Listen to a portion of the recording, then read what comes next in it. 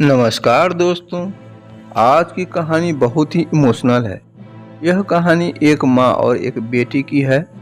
बहुत ही तकलीफों के बावजूद माँ अपने संतान को काबिल बनाता है और जब बेटा एक मुकाम पर पहुंचता है तो फिर अपने ही माता पिता से नफरत करने लग जाता है। कहानी बहुत ही मार्मिक है, इसलिए वीडियो के अंत तक बने रहिएगा। अब चलते हैं मुख्य कहानी पर।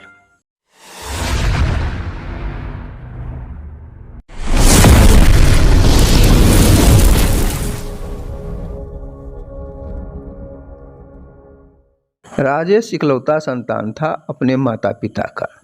जब वह 1 साल का था, उसी समय उसके सर से पिताजी का साया उठ गया। किसी गंभीर बीमारी का शिकार हो गए थे उसके पिताजी। अब उसका लालन पालन का पूरा भार माँ के कंधे पर आ गया। कुछ समय तक अपने पति के मौत के सदमे में जीता रहा। फिर उसने एक संकल्प लिया और नई जिंदगी जीना शुरू की। अब उसका एक ही मकसद था कि जैसे भी हो अपने बेटे को पढ़ा लिखा कर एक काबिल इंसान बनाए, जिसके सपने उसके पति भी देखा था। इसलिए राजेश का दाखिला कस्बे के सबसे अच्छे स्कूल में किया। मगर ईश्वर को कुछ और ही मंजूर था। उस रात दिवाली थी। कस्बे के सारे बच्चे आतिशबाजियां कर रहे थे। इसी बीच खेलते हुए राजेश उस जगह पहुंच गया। पटाखे जलता देख राजेश उसे उठाने दौड़ पड़ा। बाकी लोग कुछ कर पाते उससे पहले ही धड़ाम से वह शक्तिशाली पटाखा ब्लास्ट हो गया।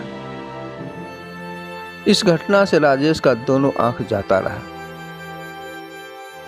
डॉक्टर ने कहा अब इसकी आंख का रोशनी वापस नहीं आ सकती, लेकिन हाँ, अगर कोई अपनी आंख इसे दे दे तो यह फिर से देख सकता है।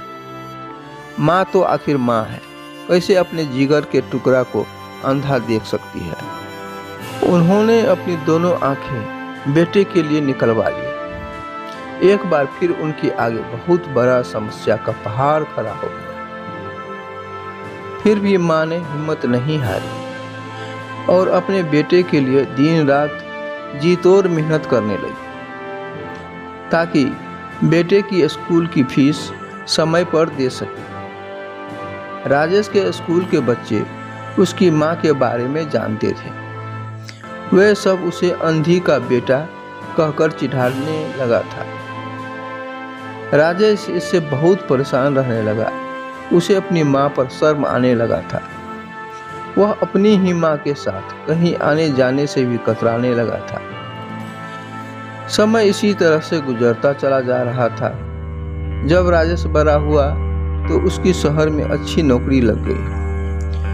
शहर जाते वक्त उसने अपनी माँ से वादा किया कि शहर में मकान लेकर वह उसे लेने आएगा, लेकिन वह शहर गया तो फिर लौटकर वापस नहीं आया। उसकी अंधी माँ उसका इंतजार करती रह गई। कई महीने बीत गए, कई साल भी बीत गए, लेकिन राजेश का कोई खबर नहीं आया।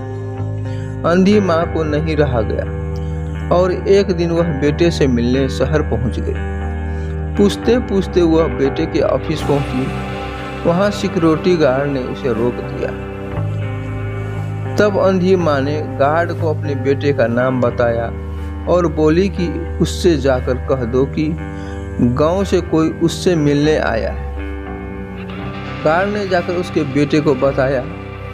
बेटे ने ऑफिस की खिड़की से देखा तो उसे अपनी माँ गेट के बाहर खड़ी नजर आई। गुस्सा तो उसे बहुत आया, मगर करे क्या। वह ऑफिस में सबके सामने अपनी माँ की वजह से शर्मिंदा नहीं होना चाहता था। उसने गार्ड से बोला, उसे जाकर कह दो कि वह अभी ऑफिस में नहीं है। बेचारी ये अंधी माँ अब क्या करे, कुछ सोचकर वहां से चली गई। कुछ ही दिनों के बाद एक दिन राजेश ऑफिस से घर जाने के लिए निकला। रास्ते में एक जगह काफी भीड़ जमा थी। वह अपनी गाड़ी रोककर भीड़ के पास पहुंचा और देखा उसकी अपनी ही माँ बीच सड़क में लवारिस की तरह मरा पड़ा है। लोगों से पूछने पर पता चला कि कई दिनों से शायद भूखी प्यासी यहीं कहीं उधर उधर भटकती फिरती थी। आज इस तरह मर गई। शायद किसी के आने के इंतजार में थी यह बुढ़िया। राजेश ने देखा उसके हाथ में एक चिट्ठी थी। उसने हाथ से वह चिट्ठी अपने हाथ में लेकर पढ़ने लगा, जिसमें लिखा था, बेटा बड़े दिन हो गए थे, तेरी कोई खबर नहीं मिली, चिंता हो रही थी, इसलिए तुझसे मिलने चली आई। तू तो अब बड़ा आदमी बन गया है, तुझसे मिलना अब शायद मुझ गरीब की किस्मत में नहीं, लेकिन मैं बहुत खुश हूँ तेरे लिए, तेरी तरक्की के लिए। भगवान करे तुझे किसी की नज़र ना लगे। तुझे तो अब फुर्सत भी नहीं होता होगा, नहीं तो अपनी इस अंधी माँ से मिलने जरूर आता। मैं बहुत खुश हूँ तेरा बड़ा आदमी बनने पर।